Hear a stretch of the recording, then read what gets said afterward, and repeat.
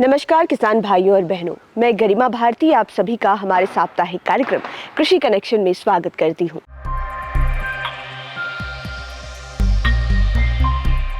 इस कार्यक्रम के जरिए हर सप्ताह हम आप तक खेती-बाड़ी से जुड़ी हुई नवीनतम तकनीकों की जानकारी पहुंचाते हैं। आपको ये बताते हैं कि खेती में कौन से उपाय आपको बेहतरी की ओर लेकर जाएंगे, आपको बेहतर मुनाफा दिलवाएंगे। इस सप्ताह के कार्यक्रम में हम चर्चा करने जा रहे हैं लीची के तुड़ाई के बाद उसके प्रबंधन के बारे में, जिससे आपको बेहतरीन मुनाफा प्राप्त हो सके। हम जानेंगे कि लीची की तुड़ाई के बाद आप उसका प्रबंधन किस प्रकार करें, लीची के मूल्यवर्धित उत्पादों पर आप कैसे काम करें, जो बाई प्रोडक्ट्स हैं उन्हें आप कैसे इस्तेमाल में लाएं मुनाफा कमाने के लिए। इन सभी विषयों पर विस्तृत तौर पर हम चर्चा करेंगे। आइए चलते हैं assistant professor doctor Rajeev Ranjan Thakur के पास और उनसे विस्तार में जानकारी प्राप्त करते हैं। नमस्कार। जैसा कि हम देख पा रहे हैं कि लीची की तुड़ाई की प्रक्रिया प्रारंभ हो चुकी है। लीची की तुड़ाई मुख्यतः इसके लाल रंग के कलर आ जाने के बाद प्रारंभ की जाती है, जो लगभग मई महीने के दूसरे अर्ध में शुरू होती है।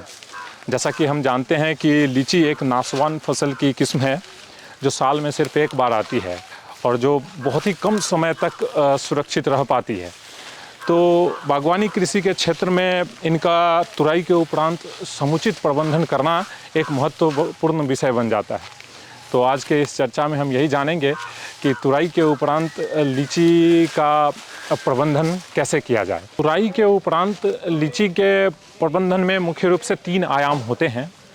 एक पहला आयाम होता है लीची के सेल्फ लाइफ की बढ़ोतरी करना, दूसरा आयाम होता है इनके मूल्य संवर्धन करना, और तीसरा आयाम होता है इनका बाई प्रोडक्ट का उपयोग करना। तो जैसा कि हम देख पा रहे हैं कि लीची की जो तुड़ाई की प्रक्रिया होती है ये इसके लाल रंग का छिलका हो जाने के बाद होती है। ये लाल रंग का छिलका बाजार मूल्य के निर्धारण में बहुत ही महत्वपूर्ण होता है और इसी आधार पर हम लीची के सेल्फ लाइफ का निर्धारण करते हैं। जैसा कि हम जानते हैं कि लीची एक नाशवान फसल है और अभी लगभग औसतन तापमान 35 डिग्री सेंटीग्रेड के आसपास इसकी तुड़ाई होती है। तो तुड़ाई के 8 घंटे के पश्चात ही इनका जो छिलके का भूरापन है वो प्रारंभ हो जाता है। तो अतः इनका अगर समुचित प्रबंधन ना किया जाए तो फिर ये भूरा पूरी तरह से छिलका हो जाएगा 2 दिनों के अंदर और इनका बाजार मूल्य लगभग समाप्त हो जाता है। तो इनके भूरापन से बचाने के लिए हम मुख्य रूप से 2 प्रक्रियाओं का उपयोग करते हैं। एक तो इनके छिलके में उच्च आर्द्रता व कम तापमान पर इनको भंडारण करके इनके छिलके के भूरापन से बचाते हैं।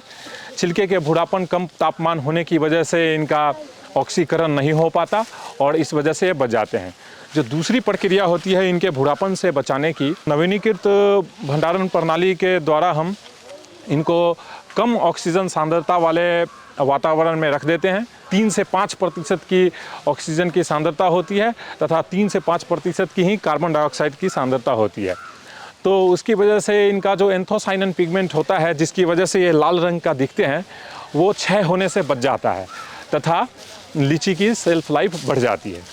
दूसरा आयाम है मूल्य संवर्धन का। जैसा कि हम जानते हैं कि आज के युग में किसानों की आय दोगुनी करने पर बहुत जोर दिया जा रहा है। तो इस संदर्भ में इनका मूल्य संवर्धन हम अनेक विधियों के द्वारा करते हैं। मूल्य संवर्धन के क्रम में हम लीची के उच्च गुणवत्ता वाले विभिन्न उत्पाद बनाते हैं।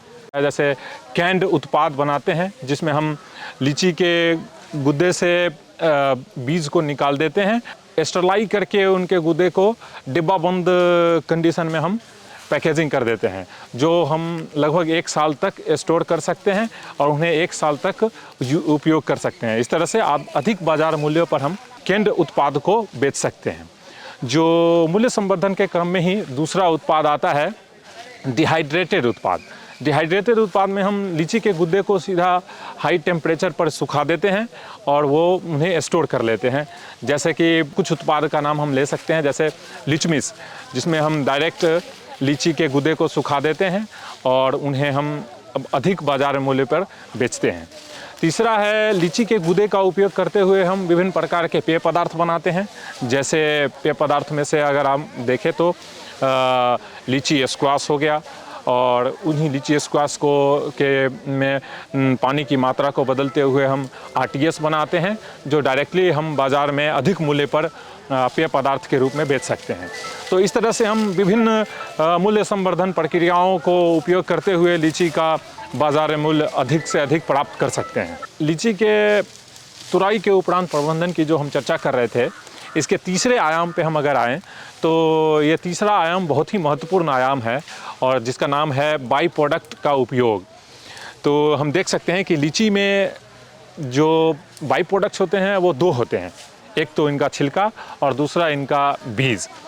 जैसा कि हम जानते हैं कि इनके छिलके में एंथोसायनिन नाम की पिगमेंट पाई जाती है, इसी तरह से इनमें और भी सारे बायोएक्टिव कंपाउंड पाए जाते हैं। जो दूसरा बाई प्रोडक्ट हम देख सकते हैं लीची का बीज, तो जिसमें 40% के लगभग स्टार्च पाया जाता है और इस स्टार्च को हम यहाँ से विभिन्न प्रसंस्करण तकनीकों के द्वारा एक्सट्रैक्ट करके हम फिश फीड बना सकते हैं। इसी प्रकार से इसमें और भी बहुत सारे बायोएक्टिव कंपाउंड पाए जाते हैं। तो ये बायोएक्टिव कंपाउंड को हम विभिन्न प्रसंस्करण तकनीकों के द्वारा एक्सट्रैक्ट करके विभिन्न प्रोडक्ट के निर्माण में हम उपयोग कर सकते हैं, जैसे हर्बल प्रोडक्ट्स के निर्माण में, जो कैंसर जैसी बीमारियों के उपचार में बहुत ही लाभकारी सिद्ध होता है।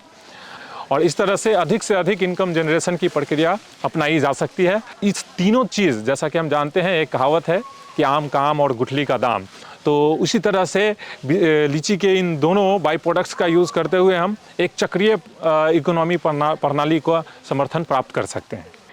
तो किसान भाइयों, आपने जाना कि लीची की तुड़ाई के बाद उसका प्रबंधन किस प्रकार किया जाए ताकि लीची के फलों का स्वाद बरकरार रहे। इसके अलावा आपने ये भी जाना कि लीची के अलग अलग भागों से, गूदे से, इसके अलावा बीज से और छिलके से कैसे बाई प्रोडक्ट्स बनाए जा सकते हैं, कैसे मूल्यवर्धित उत्पाद तैयार किए जा सकते हैं ताकि आपको भविष्य में बेहतर मुनाफा भी प्राप्त हो सके और आपकी जो लीची है उससे कोई वेस्टेज भी ना हो, उल्टा आपको उससे मुनाफा ही प्राप्त हो। हम उम्मीद करते हैं कि इस सप्ताह का कार्यक्रम आपको बेहद पसंद आया होगा। इसी तरह के अन्य वीडियोस के लिए आप हमारे साथ बने रहें। अगर आप हमें सोशल मीडिया के माध्यम से देख रहे हैं तो हमारे सभी पेजेस को लाइक करें और वीडियो को अधिक से अधिक शेयर करें। यूट्यूब पर देख रहे हैं तो चैनल को सब्सक्राइब करें। कार्यक्रम से जुड़े हुए कोई सवाल आप हमसे पूछना चाहते हो या फिर कोई सुझाव हमें देना चाहते हो तो उन्हें बेझिझक कमेंट बॉक्स में लिख सकते हैं। धन्यवाद।